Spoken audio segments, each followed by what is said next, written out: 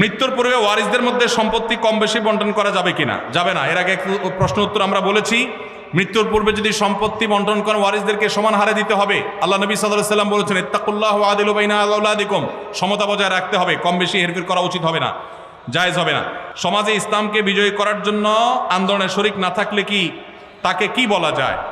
কোনো ব্যক্তি যদি আল্লাহর দিন, আল্লাহর বিধান, আল্লাহর আইন অনুযায়ী গোটা দেশ, সমাজ, রাষ্ট্র আমি নিজেও পরিচালিত হতে চাই, এই আকাঙ্ক্ষা লালন না করে, তাহলে সে নিজেকে মুসলমান দাবি করার কোনো নৈতিক অধিকার নেই।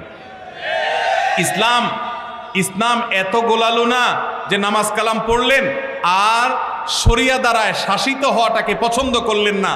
এই অপছন্দ করাটা আপনাকে বেঈমান পর্যন্ত বানাতে পারে। ভাইরা আমার, আল্লাহর বিধান অনুযায়ী আমি চলতে পারছি না, এটা আমার একটা ত্রুটি। আমি হয়তো মনে করছি যে আমি পারতেছি না, চেষ্টা করব, কখনো পারবো, ঈমান থাকবে। আর যদি কেউ মনে করে না ওইটা এখন চলেই না, ওইটা দিয়ে এখন চলবে না, তাহলে সেক্ষেত্রে সে বেঈমান হয়ে যাবে। এই জন্য আল্লাহ বলেছেন, ওমাল্লাম ইয়াহকুম বিমা আনজালাল্লাহ ফাউলাইকা হুমুল ফাসিকুন। আবার আরেক জায়গায় বলেছেন ফাউলাইকা হুমুল। এইটা যদি অবিশ্বাসের জায়গা থেকে হয় যে না আল্লাহ শরীয়ত এখন আর চলে না, ইসলামের দিন অনুযায়ী, আইন অনুযায়ী কি চলে এখন, তাহলে সে বেঈমানই হয়ে যাবে।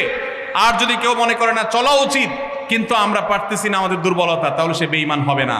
আল্লাহ আমাদেরকে বুঝার তৌফিক দান করুন। বহু মানুষ আছেন মনে করেন শুধু নামাজ রোজা পড়লাম আর আমি আল্লাহর বিধান, আল্লাহর আইন এগুলোর কোনো আকাঙ্ক্ষা অন্তত রাখলাম না, সে মুসলমান নিজেকে দাবি করার কোনো নৈতিক অধিকার নাই। প্রচলিত জন্ম নিয়ন্ত্রণ পদ্ধতি ব্যবহার করলে সন্তান হত্যা শামিল হবে কিনা? জি না ভাই, প্রচলিত জন্ম নিয়ন্ত্রণ পদ্ধতি ব্যবহার সব করলেই যে সন্তান হত্যার শামিল হবে তা নয়। তবে যদি কেউ সন্তান গর্ভে ধারণ করার পর সেই সন্তান নষ্ট করে, তাহলে সেই সন্তান হত্যা করার শামিল হবে। আর আগে থেকে যদি জন্ম নিয়ন্ত্রণ করে, অস্থায়ী জন্ম নিয়ন্ত্রণ যদি করে, সেটা জায়েজ হবে এই শর্তে যে এই মুহূর্তে সন্তান নিলে মায়ের বা সংস্থার সন্তানের স্বাস্থ্যের জন্য হুমকি হবে, অথবা প্রতিপালন করার পরিবেশ নাই, যৌক্তিক কোনো কারণে যদি না গ্রহণ করে আপাতত বিরতি দেয়, এটা জায়েজ আছে। আর যদি কি খাওয়াবো এই চিন্তা, চাকরি নাই, এখন সন্তান নেব কিভাবে, একটা আছে আরেকটা হলে কোত্থেকে খাওয়াবো, এই চিন্তায় করে, তো আল্লাহ বলেছেন লা তাকতালু আওলাদাকুম খাশিয়াতা ইমলাক, খাদ্যের ভয়ে, রিজিকের ভয়ে সন্তান হত্যা করবে না, এটা না জায়েজ। আর স্থায়ীভাবে জন্ম নিয়ন্ত্রণ করলে সেটাও